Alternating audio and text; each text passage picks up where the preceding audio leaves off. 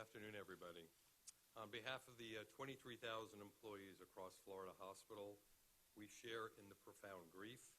Our hearts remain heavy, but our city is strong and shining even brighter. We are here today so that two of our current 6 patients can share their stories. Since Sunday, our dedicated, highly skilled team of healthcare professionals treated 12 patients, 6 of which remain hospitalized, and all are in fair condition. In just a moment, you'll meet 2 Carter. But first, I'd really like to introduce you to Dr. Brian Vicarius, orthopedic trauma surgeon, who has cared for both Angel as well as patients. Each will share their own stories. They will take and do a brief question and answer period. But following this, there will be no further interviews, and our patients have requested for their privacy as they continue to heal and grieve. So without any further ado, I'll introduce Dr. Vicarius, our orthopedic trauma surgeon, who was here on Sunday and intimately involved with the care of these patients. Dr. Vicarius. The same sentiments, my heart and the hearts of our hospital and our community, I'm sure the nation and the world, go out to both Angel and patients and all the patients that we treated and all the victims and the families for this tragedy. And my prayers go out to our wonderful community. I guess just introduce myself. I'm Brian Vicarius. I have Angel here on my left and patients on the right. I met him on, unfortunately, early Sunday morning, and these are 2 great people that I think just found themselves in the wrong place at the wrong time. And we see that every day, unfortunately, in the trauma centers and in the medical community. And today, obviously, this is something that I think touched every one of us around the world. And I'm not going to waste much more time than to say that I'm just happy that they're doing well and that they're here with us today. And I'm going to leave it at that and let us talk to them and let them tell their story. Thank you. Angel, is that okay? Yeah, that's okay. Okay.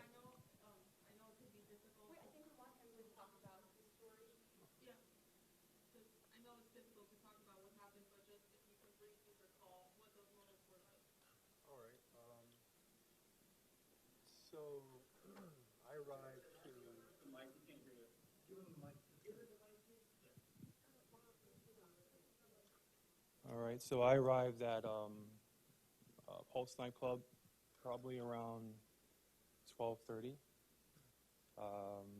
and I was there with 2 other friends, and we just were having a good time, dancing, talking, and toward the end of the night, we moved toward the rear bar, which had a Latin bar section and a hip-hop bar section.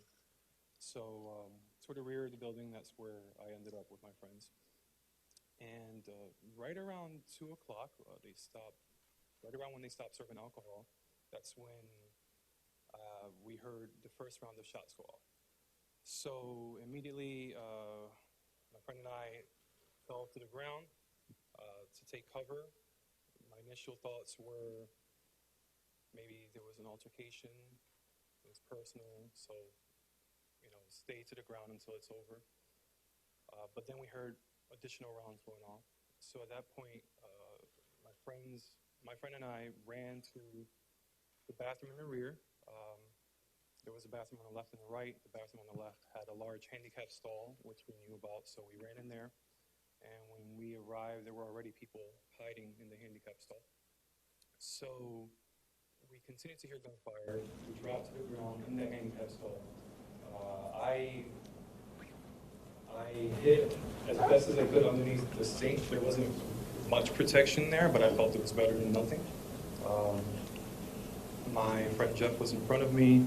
There were a couple of other people surrounding us, but I believe overall maybe about 15 to 20 people, if I'm recalling correctly, in that handicap stall, just hiding. So we just continued to hear gunfire, and I just remember thinking, when is it going to stop? Because if it was personal, usually that shouldn't last too long. So I just kept hearing gunfire over and over and over again, and it kept getting louder, closer, and I can actually start to smell, I don't know, I guess it's gunpowder, I'm not sure. It kind of smells like when firecrackers go off. So everyone in the stall where we were was were all trying to just be as quiet as possible. We didn't want to attract attention, but the gunfire kept getting closer and closer. And at one point, everyone's just like, shh, shh, be quiet, be quiet. And that's when bullets start going through the stall wall towards us. So I can't recall exactly how many bullets, but it sounded like he unloaded essentially.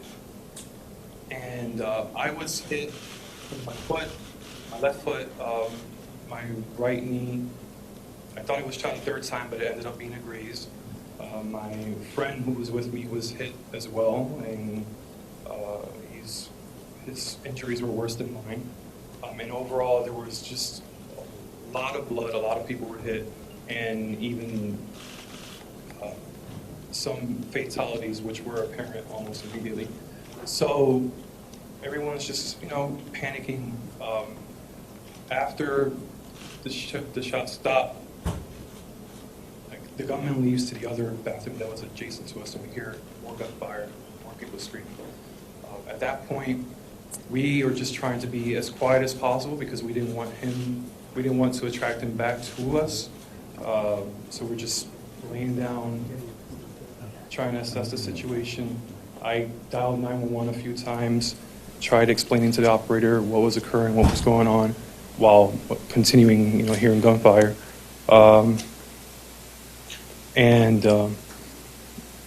Some time went by, and it kind of quieted down a little bit. I finally heard the police arrive. I heard police yelling, "Drop it, hands up," but I don't know what was going on. So eventually, it kind of quieted down some more. I was bleeding. My friend Jeff was bleeding a lot. I was on the ground in a pool of blood. I wasn't sure whose it was, but I felt like it was my friend's Jeff because he was hit right around here. I can see a bullet hole right here. He was sweating, just looked overall really weak and in bad condition. And my thought process was, do we stay here and wait for the shooter to come back, or do we try to leave? So I tried maneuvering so I can exit underneath the stall, but then people, they were like, "No, stay here, don't go anywhere because you'll get killed." So I stayed there for a little while longer, but everything just kind of quieted down, and all I heard was police chatter on the radio from the distance. I didn't hear any more gunfire. So at that point, I decided to, little by little, drag myself underneath the stall to exit the handicap stall where we were. Once I got out of there, I saw that there was a body in front of the door on the opposite side. I didn't see anyone else around, so I couldn't walk, so I had to drag myself out of the bathroom toward the bar area where I was initially, and until I actually saw the face of a police officer. So when I finally saw an officer, I had my cell phone in my hand and I started waving the light so that he can see me. And at that point, the officers instructed me, lift my hands, drop whatever I had in my hands, and they instructed me to drag myself toward them. I yelled, I said, there are people shot, people who were killed in the bathroom, we need your help. But they weren't coming near me. They just told me to drag myself toward them. So once I got, close enough, a couple of the SWAT grabbed me by the arms and dragged me outside. And at that point, I was just telling them, my friend was shot. There were several people there who I believe are dead. And there are at least 15 people in there. We need your help. We need someone to go in there. And at that point, they asked me instructions on exactly where the bathroom was. And after I told them, they put me in an ambulance and brought me here. So after that, I didn't really know what else occurred. I never saw the face of the shooter. I didn't know if it was a male or female. I didn't even hear the shooter speak. So it wasn't until I actually saw on the television what the shooter actually looked like. So I didn't know anything about my friend Jeff, about the third friend we were with. It was just a matter of getting to the hospital, and I was grateful to the staff because by the time I got to the hospital, they said my blood pressure was already very low. I was dizzy, cold. They gave me 2 units of blood to kind of stabilize me, and after that, it's just been here. So thankfully, I heard eventually that my friend Jeff, he was in critical condition, but as of last night, he's stable. And our third friend, miraculously, she didn't even suffer any injuries, so she's doing very well. But I'm just grateful to be alive because just after seeing what occurred, I don't even know how I'm alive today. So that's pretty much what I know. Uncle, do you know if you were... Can we go to patients? Could we do her story, and then would you guys? Then we could do Q&A on both of them. Would that be helpful?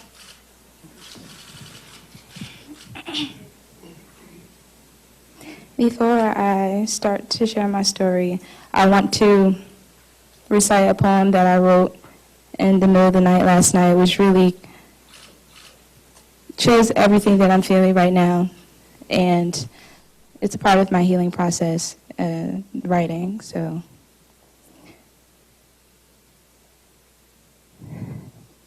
the guilt of feeling grateful to be alive is heavy.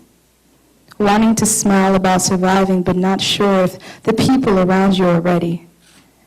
As the world mourns the victims killed and viciously slain, I feel guilty about screaming about my legs in pain because I could feel nothing, like the other 49 who weren't so lucky to feel this pain of mine. I never thought in a million years that this could happen. I never thought in a million years that my eyes could witness something so tragic. Looking at the souls leaving the bodies of individuals, looking at the killer's machine gun throughout my right peripheral, looking at the blood and debris covered on everyone's faces, looking at the gunman's feet under the stall as he paces. The guilt of feeling lucky to be alive is heavy.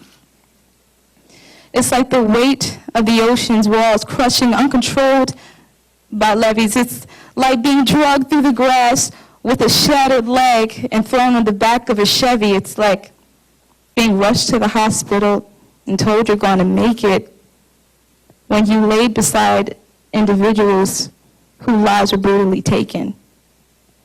The guilt of being alive is heavy.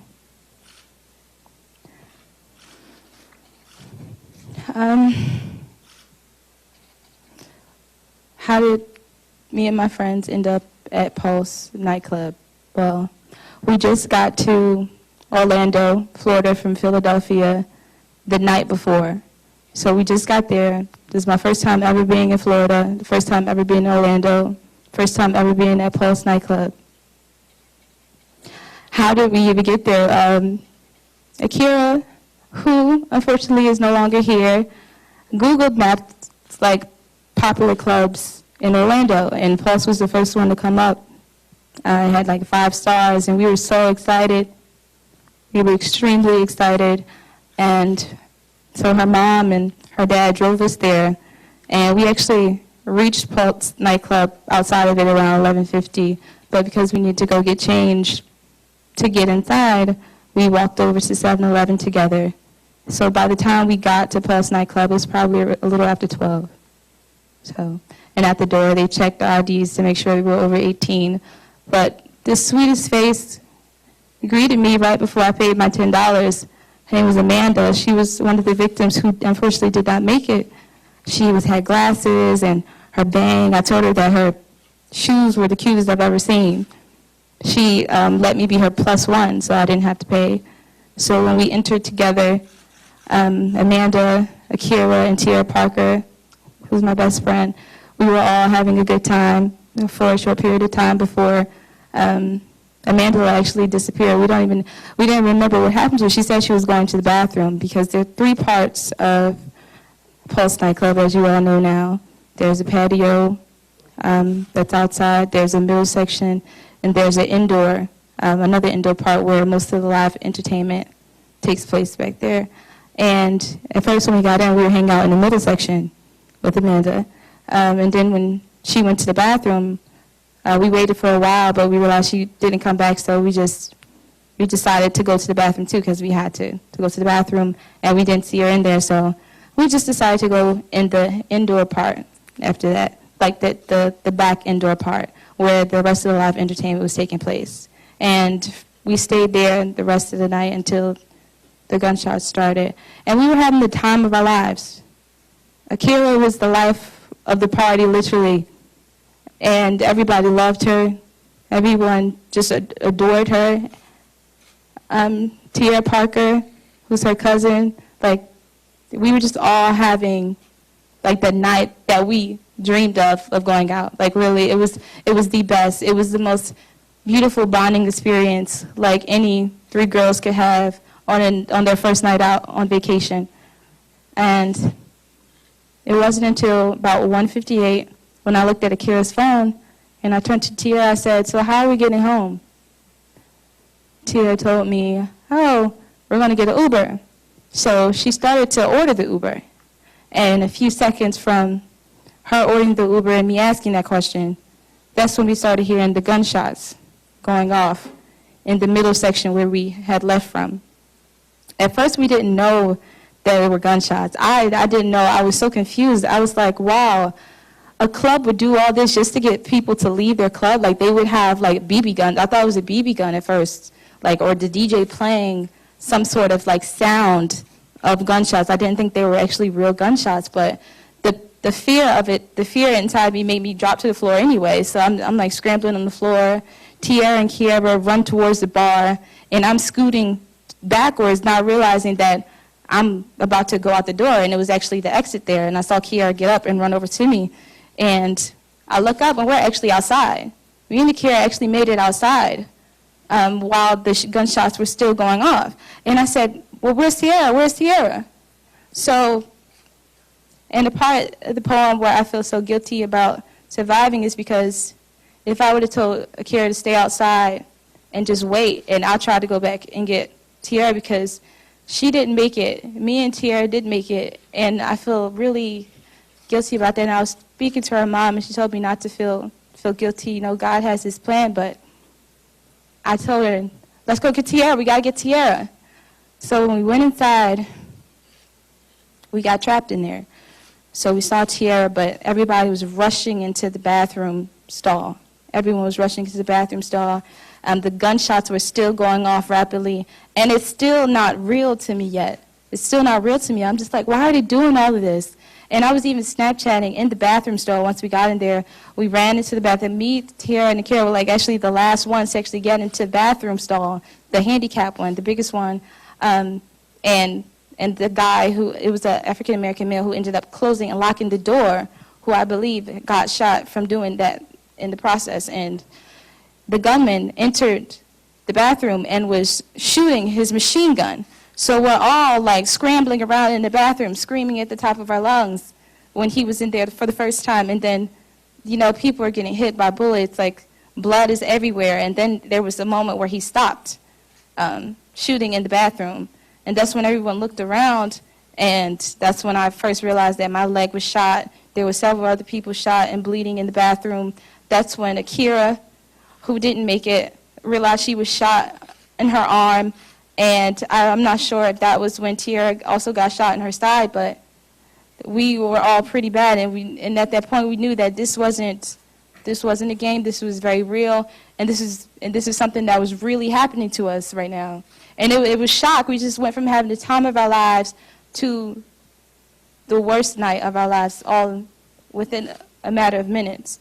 So the gunman had stopped shooting for a while. I don't know where he went, but I was lying in the bathroom floor. I was right underneath the stall wall, so the stall wall was like right above my face because I was trying to get most of my body into the second stall because there was like a lot of people, and my leg was injured at the time. Like, I got shot in my leg, and it was actually pinned under the person who was laying right next to me. So it was very painful, and laid there for hours and hours hoping that someone came and got us and hoping that the police would come through at that point in time and just like save us all. But throughout that period of hours, the gunman was in there with us.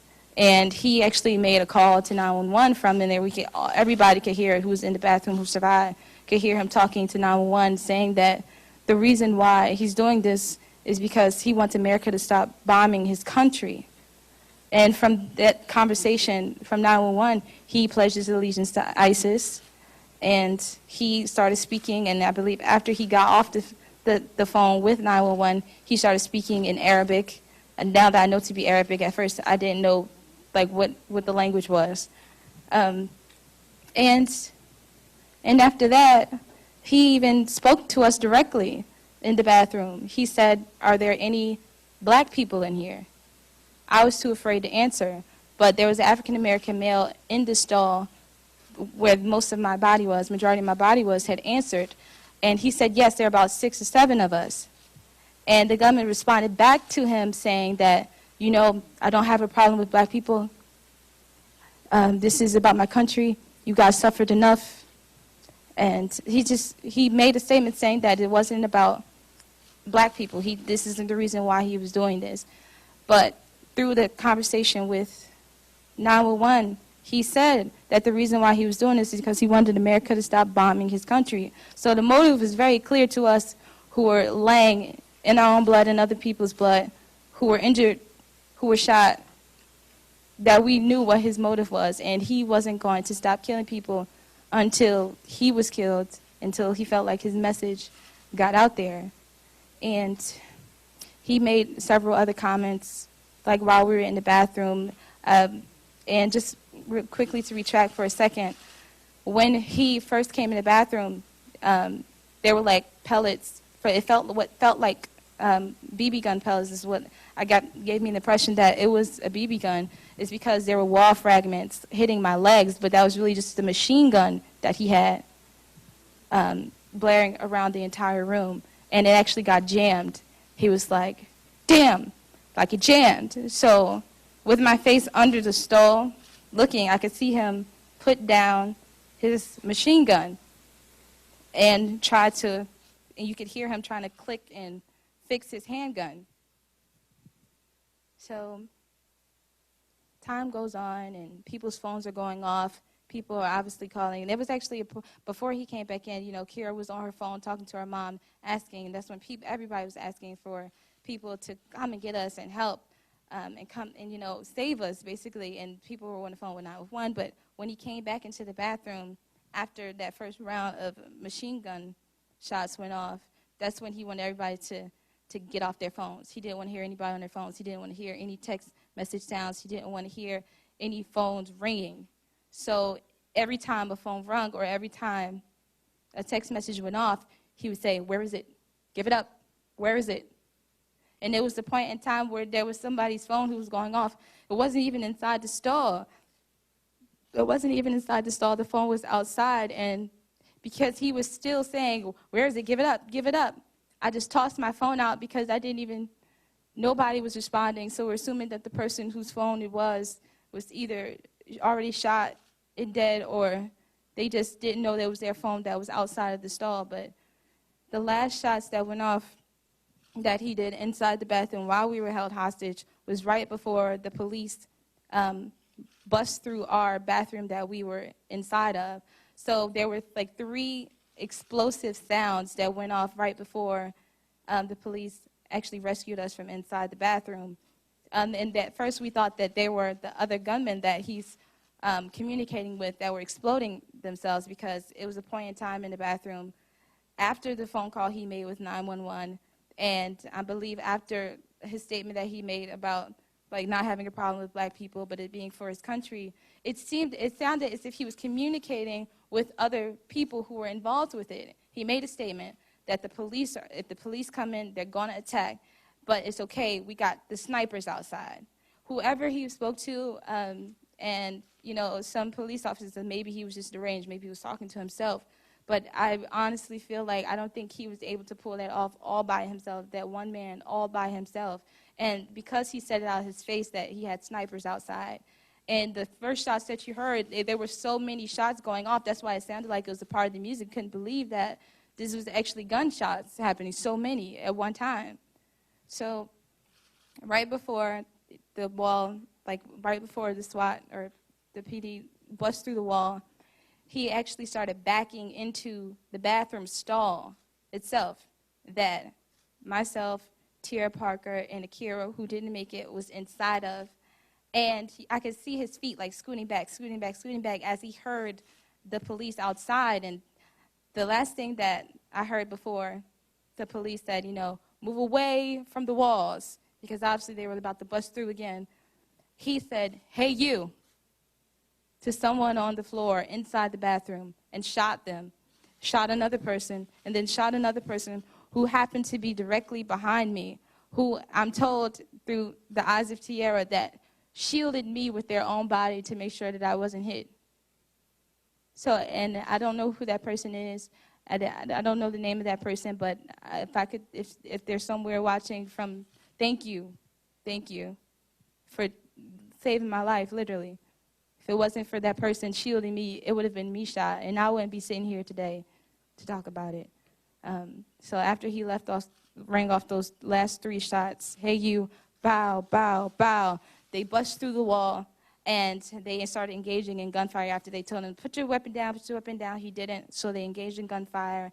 They got him. They shot him dead. And from that point, because the wall had exploded, the pipes, there was water starting to rise. I was getting really scared because I was thinking, like, if I don't they don't get to me soon or something, I might drown sitting here in this water, this pile of bloody water. But I was able to get the debris off my face, and I was able to push myself from underneath the stall wall and come on the other side where the handicap bathroom was, the handicap stall was, and I was able to sit up and pull my leg from underneath the person who just was killed beside me. And I was asking Tierra Parker, I said, "Tierra, are you shot?" She said, "Yeah, she got shot in her side." I said, "What's wrong with Kiara? What's wrong with Kiara?" Kiara was laying over Tierra's lap, lifeless, but according to the African-American male who was luckily unharmed, who was not shot at all, he checked Kiara's pulse at the time and said that she still had the pulse, she's still breathing. So that was the last thing Tierra basically said to me, like, she's breathing, she's breathing. So when the SWAT member started coming in, we told him, like, beware, like, there's snipers outside. He said, "There's snipers outside." And they were asking us, "Well, is there any more bombers inside?" We're like, no, it's just us. Like, he was the last one. So we were all raising our hands up, and the SWAT team member picked me up. I put most of my weight on him to try to keep the weight off of my leg, and I actually saw Akira's phone right before I got out the wall, and I picked it up because I truly believed, like, after I was told she was breathing, that her pulse was still going, that I would be able to get that phone back to her. Once we got back into the hospital. So they pulled me out the wall. I couldn't walk, so the SWAT team member had to drag me by my arms through the grass with my leg. It's pretty bad, but they were able to get it back together. I have the bullet had shattered my femur bone in my right leg, and the bullet had went through my left leg. So I didn't even know I was shot in my left leg until they cut my clothes off in the ambulance and told me, like, you have another bullet wound under your left thigh. So I'm still here. So patience and Angel, thank you so much.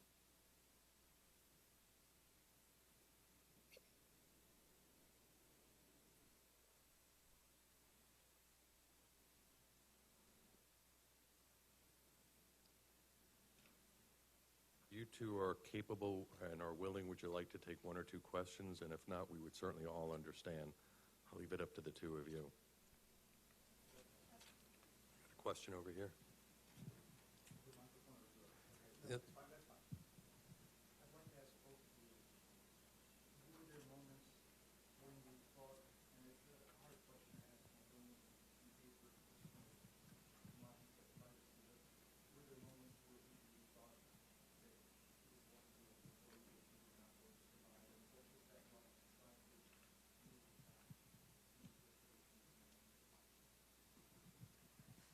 when I was lying on the bathroom floor and I told you my face was looking into the other stall and I could see piles of bodies laying over the toilet seat and slumped over, and the bottom of the toilet was just covered with handprints and blood. And when I looked back the other way, I could just see other people like piled behind me, just blood.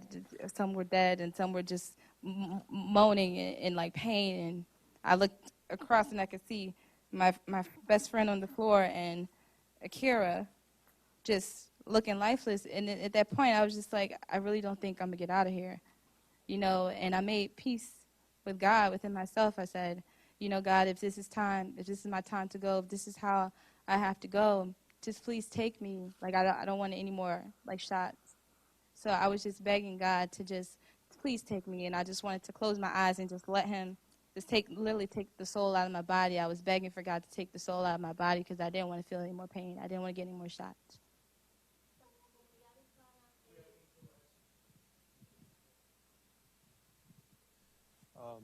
So initially, my thoughts were kind of like what I was saying earlier, was that this was maybe a personal fight. So when I ran into the bathroom, the restroom, I thought that it was going to pass, and once they were done, we would be able to leave. But when it didn't stop, when the gunfire kept going, and we heard it getting louder and closer, I did think to myself, I was like, wow, this is really happening, and this is probably it for me. So I did, you know, say a prayer, just saying, you know, protect me. And as the shot started going off, I don't remember, I know I was like thinking about my family and praying, but it was just everything happened very quickly when the shot started going off in my bathroom. So it was definitely, yes, I thought it was going to be it. And I consider myself very lucky to be here today. So do we have one more question, and then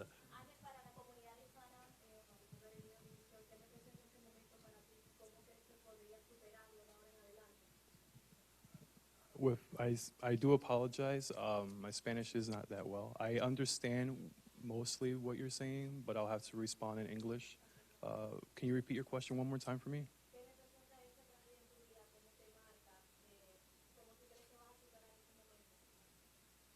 Well, this is definitely a life-changing event for me and my family.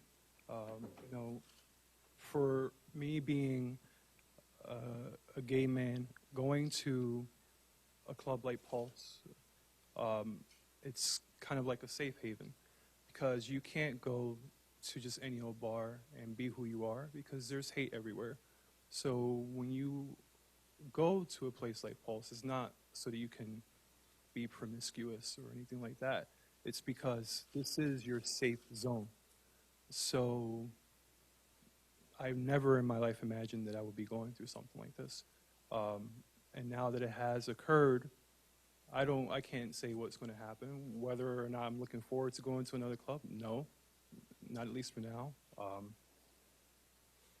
But definitely it puts things into perspective, what's important, what's not important, and makes you think twice about what you're going to do with your life.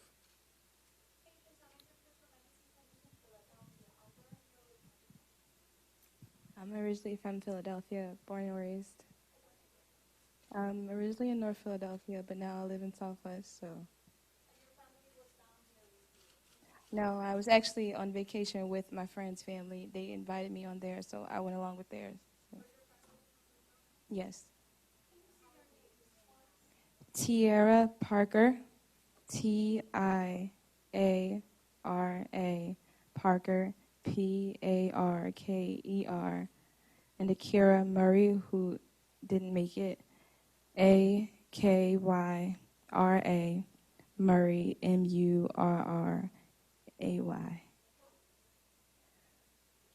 Akira was 18. She just turned 18. I'm 20. Me and Tiara are 20.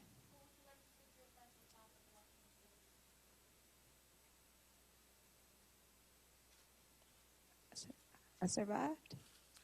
Okay, well, thank you very much. And again, Angel and Patience, thank you for sharing your stories. The entire Orlando community supports you, wishes you all rapid recovery, and we are here to help you, as is the state and the nation, and quite frankly, everybody throughout the world. We are here to support you in this recovery process.